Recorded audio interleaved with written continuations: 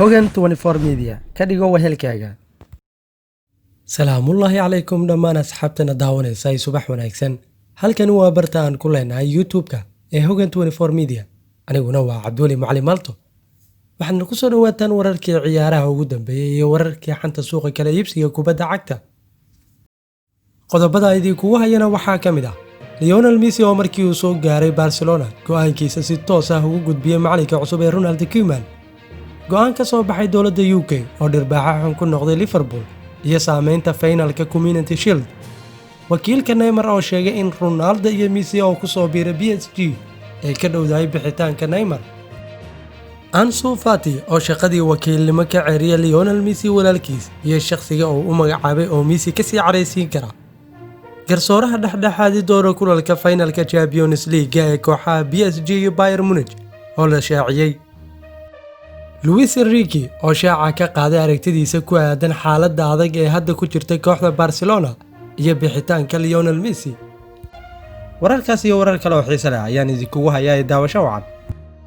haddaba intaynu barnaamijka u gudagelin fadlan haddii aad ku cusub tahay channelka ha ka hilmaamin inaad subscribe saartid gambalaalkana furutid si aad u hesho barnaamijyada cusub. hana hilmaamin inaad asxaabtaada la wadaagtid adigoo sheer garanaya muuqaalkan. mahadsanid. kabtanka kooxda Barcelona ee Lionel Messi ayaa soo gaabiyay fasaxii uu ku jiray kadib markii shaqada tababaranimo ee kooxdiisa loo magacaabay Ronald Koeman, wuxuuna Messi banaanka keenay go'aanka uu ka qaatay. idaacadda laga leeyahay Catalonia ee RAC 1 oo ka mid ah warbaahinta xogta badan ka bixisa kooxda Barcelona ayaa shaacisay in Lionel Messi uu macalinka cusub ee Ronald Koeman u sheegay in fursadda uu kooxda ku sii joogaya ay ka yar tahay inta uu banaankeeda uga baxayo. markii uu Lionel Messi ku soo laabtay magaalada Barcelona waxaa gurigiisa ugu yimid macalinka cusub ee Ronald Koeman, kaas oo xidig reer Argentina u sharaxay mashruuciisa iyo waxa uu doonaya inuu sameeyo, balse jawaabta uu Messi kala kulmay ayaa noqotay mid niyad jab leh. Messi ayaa Ronald Koeman u sheegay in waqti xaadirkan uu banaanka kooxda uga dhow yahay gudaha kooxda, taasoo uu ku cadeeyay inuu ka niyad jabsan yahay xaaladda ay ku jirto kooxda. warkan cusub ee soo baxay ayaa lagu yiri Lionel Messi waxa uu Ronald Koeman u sheegay in mustaqbalkiisa uu arko mid in badan banaanka ka ah Barcelona marka loo barbar dhigo in uu kooxda la sii wato, laakiin waxa uu qirtay in xaaladda heshiiskiisu ay wax sii adkeynayso. warkan ayaa lagu sheegay Lionel Messi waxa uu xiriir la sameeyay Ronald Koeman ee ujeedadiisa xilli ciyaareedka soo socda kadib markii uu gelikii dambe ee shalay shir ka qabsoomay guriga ciyaartooyga. arrimihii uu Ronald Koeman kala hadlay Messi ayaa lagu yiri shirkan waxa uu Ronald Koeman ku sharaxay mashruuciisa, waxayna RAC 1 ogaatay in xidiga reer Argentina uu macalinka reer Holland ku wargeliyay ujeedadiisa xilli ciyaareedka soo socda. waqti xaadirka Lionel Messi mustaqbalkiisa oo cadaan ah uma arko Barca, waxa uu ciyaartooyga cara ka muujiyay xaaladda kooxda ee kadib guuldaradii Bayern Munich ee 8-2 ahayd. xaqiiqdii waxa uu isagu u arkaa mid waqti xaadirkan banaanka kooxda in badan uga dhow gudaha kooxda ayaa warkan lagu shaaciyay. laakiin waxa warkan lagu sheegay in arrinta ugu weyn ee Lionel Messi haysata ay tahay nuuca heshiiska uu kooxda kula jiro. laakiin kulankii ugu horreeyay ee dhexmaray Messi iyo macalinka cusub ee uu magacaabay Bartomeu ee Ronald Koeman ayaa qalalaasa kala sii abuuraya. xiriirka Lionel Messi iyo Bartomeu ayaa burbur ku dhawaa labadii sanadood ee ugu dambeeyay, waxayna u muuqataa in kabtanka reer Argentina uu magacaabista Ronald Koeman ee Barca u arko mid aan xaaladda kooxda bedelayn oo uu ka doorbidayo inuu ka baxo. dhinaca kale dowladda UK ayaa soo saartay go'aan dhirbaaxa weyn ku noqonaya kooxda Jurgen Klopp ee Liverpool. dowladda UK ayaa soo saartay go'aan dalka Austria loogu daray wadamada go'doonka la geliyay inay duulimaadyo u kala socon karaan, waxaana Austria ku sugan naadiga Liverpool. naadiga Liverpool ayaa 2 kulan oo saaxiibtinimo ah ciyaari doonta ka hor inta ayna ka soo laaban Austria, laakiin jadwalkii soo laabashada Liverpool ee UK waxaa dhibaato ku ah go'aanka ay dowladda Ingiriisku soo saartay. go'aanka ay dowladda UK dalka Austria ugu dartay liiska wadamada dadka ka yimaada go'doonka la gelinayo ayaa la micnaheeya in Liverpool xaalad adag ay wajihi karto, isla markaana ay ku socon doonin jadwalkii ay dhigteen. Liverpool waxa lagu qasbayaa 2 arrimood midkood. arrinta koowaad waa inay kasalaan dhammaan kulamadii saaxiibtinimo ay ku dhawaaqeen, isla markaana ay dib ugu soo laabtaan inta ayna gaarin 4 galabnimo ee saacadda London si ay u go'doon u gelin. arrinta labaad waa inay Liverpool raadiso xal kale oo tababarkeeda iyo kulamada saaxiibtinimo ku sii wada karto, balse ayna go'doon 14 maalmood u gelin marka ay UK ku soo laabato, taasoo hadda u muuqato mid ayna doorasho u haysan. kooxda Jurgen Klopp waxay Sabtida oo bishu tahay 22 ka wajihi doontaa kooxda Jarmalka ka dhisan ee Stuttgart marka ay saacadu tahay 7 fiidnimo ee Geeska Afrika. waxa uu noqon doonaa kulankii labaad oo kaliya ee nooc kasta ah ee labada kooxood dhexmara kadib kulankii saaxiibtinimo ee August 1980. kadib waxay naadiga Liverpool kula saaxiibtinimo kaga hor imaan doontaa kooxda horyaalka Asturia ku guuleysatay ee Salzburg, wuxuuna kulanka ka dhici doonaa Red Bull Arena maalinta Talaadada ee bishu tahay 25 August, waxayna ciyaartu bilaami doontaa 5 galabnimo ee saacada Geeska Afrika. laakiin kulamadan ayaa hadda qarka u saaran in gebi ahaanba la kansalo si ay Liverpool ugu hogaansatay go'aanka dowladda UK ee ah in dowladda Asturia lagu daray wadamada go'doonka la gelinayo dadka ka yimaada. dariiqa kaliya ee Liverpool hadda u banaan uguna habboon waa inay kansalaan kulamadii ay shaaciyeen ee saaxiibtinimo, isla markaana ay UK ku soo laabtaan ka hor 4 galabnimo ee maalinta Sabtida si ay xaalad hubanti la'aan ah ugu badbaadaan. diyaargarowgii xilli ciyaareedka cusub ee Liverpool ayuu go'aanka dowladda UK dhibaato weyn ku noqonayaa, waxaana maamulka Liverpool laga sugayaa nooca go'aanka ay qaadan doonaan. wakiilka Neymar ee Winger Ribeiro ayaa aaminsan inay hadda u badan tahay in Lionel Messi iyo Cristiano Ronaldo ay xiddiga reer Brazil kula soo biiri karaan kooxda Paris Saint-Germain, halkii markii hore la filayay in Neymar uu ku biirayo Barcelona ama Juventus. naadiga Paris Saint-Germain ayay wax weyn u tahay inay soo gaarto finalka Champions League si ay ciyaartoyda ugu muhiimsan ee kooxda ee Neymar iyo Mbappe uga ceshato kooxaha Real Madrid iyo Barcelona. laakiin haddii ay Paris Saint-Germain ku guuleysato Champions League waxay noqon kartaa koox magacyo waaweyn oo kala heli karta. wakiilka Neymar ee Ribeiro ayaa hadda aaminsan in Lionel Messi iyo Cristiano Ronaldo ay Neymar kula soo biiri karaan PSG kadib xaaladaha xun ee Barcelona iyo Juventus ku galay tartanka Champions League. Neymar ayaa xagaagii la soo dhaafay wax walba u sameeyay inuu Barcelona ku laabto, laakiin hadda waxa uu kooxdiisa Paris Saint-Germain la soo gaaray finalka koobka uu sida weyn u jecel yahay ee Champions League, waxaana la filayaa in haddii uu koobka ku guuleysto uu mustaqbalkiisa u hibeyn karo PSG. hadalka wakiilka Neymar ee Winger Ribeiro ayaa muujinaya in maamulka kooxda PSG ee haddaba ku fikiraya inay Messi iyo Ronaldo doonayaan haddii ay ku guuleystaan Champions League si ay Neymar ugula mideeyaan Paris, wuxuuna wakiilkani cadeeyay inaynay jirin wax cabsi dhaqaale ah.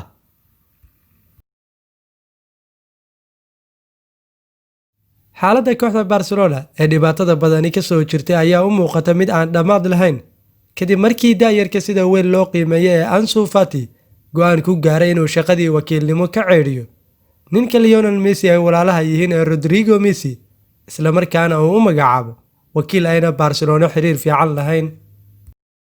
waxaa soo baxay warar sheegaya in daayarka mustaqbalka Camp Nou loo arko ee Ansu Fati uu wakiilnimadii kala laabtay Lionel Messi walaalkiis Rodrigo, balse waxaa kaga sii daran inuu doortay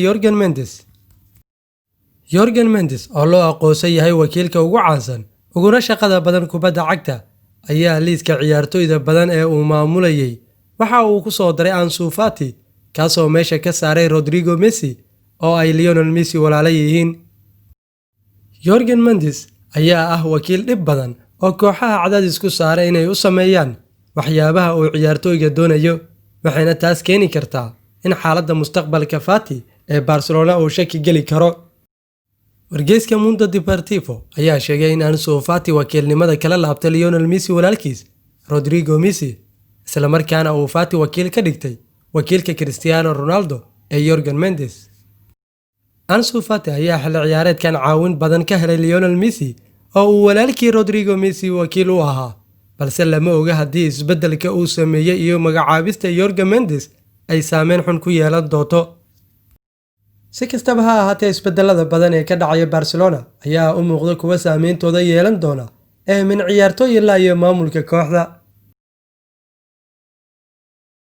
dhinaca kale, guddiga garsoorka ee UEFA ayaa shaaciyay kooxda garsoorka ee sida buuxda loogu xilsaaray kulanka ugu xiisaha badan ee kubadda cagta heerka kooxaha UEFA Champions League, kaasoo maalinta Axadda dhex mari doona kooxaha Paris Saint-Germain iyo Bayern Munich. Garsooraha Talyaaniga ee Daniele Orsato ayaa loo magacaabay inuu markii ugu horreysay waayihiisa garsooranimo qabto kulan final ah oo tartamada kooxaha Yurub ah. Daniele Orsato waxa uu ahaa garsoorihii hayay kulankii adkaa ee Manchester City iyo Real Madrid, wuxuuna xilli ciyaareedkan soo dhexdhexaadiyay ilaa 8 kulan oo Champions League ah. Warka ay UEFA soo saartay ayaa lagu yiri guddiga garsoorka waxay ku dhawaaqeen in Daniele Orsato uu garsoori doono finalka UEFA Champions League ee 2020 una dhaxeeya kooxaha Paris Saint-Germain iyo Bayern Munich. Finalka Champions League ayaa maalinta Axadda ee August 23 2020 waxa uu ka dhici doonaa garoonka Stadio de Sport Lisboa ee Benfica, waxayna ciyaartu bilaabmi doontaa 10 habeenimo ee saacadda Geeska Afrika. Garsooraha Talyaaniga ee Daniele Orsato oo dhexda u gali doona kulanka sida weyn loo sugayo ee Bayern Munich iyo PSG ee finalka Champions League ayaa qayb ka ahaa garsoorkii finalka Europe League ee xilli ciyaareedkii la soo dhaafay ay Chelsea ku garaacday Arsenal. Tababaraha xulka qaranka Spain ee Luis Enrique ayaa shaaca ka qaaday aragtidiisa ku aadan dhibaatada ay ku jirto kooxdiisii hore ee Barcelona kadib xasuuqii ay kala kulmeen naadiga Bayern Munich kulankii Champions League. Kooxda kubadda cagta Bayern Munich ayaa kabaha la dulmartay Barcelona oo ay kaga adkaatay 8-2 oo qayb ka ahaa 8 dhamaadka tartanka xiisaha badan ee UEFA Champions League. Wargeyska Mundo Deportivo ee dalka Spain ayaa waxa uu shaaca ka qaaday wareysi uu bixiyay tababaraha xulka qaranka Spain ee Luis Enrique, waxaana hadalkiisa ka mid ahaa: dhammaan kooxaha waaweyni waa ay soo galeen xilliyo adag, shaki kuma jiro inay kooxda mar kale ku soo laaban doonto wadada guusha, laakiin ma aqaana goorta ay tani dhici doonto. Ronald Koeman waxa uu ahaa kaaliyahayga labaad ee Barcelona, laakiin wuxuu baxay ka hor bilowgii xilli ciyaareedka.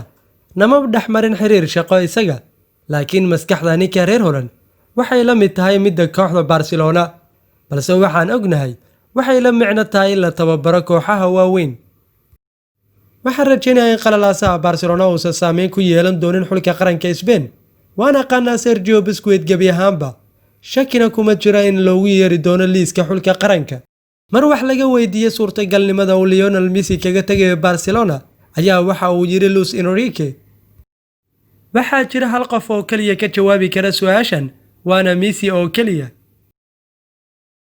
dhinaca kale, tababaraha Inter Milan oo ka hadlaya kulanka caawa ee Inter iyo Sevilla ee finalka Europe League ayaa waxa uu yiri Sevilla waxa ay leedahay khibrad badan, laakiin Inter waxa ay doonaysaa inay taariikh sameyso.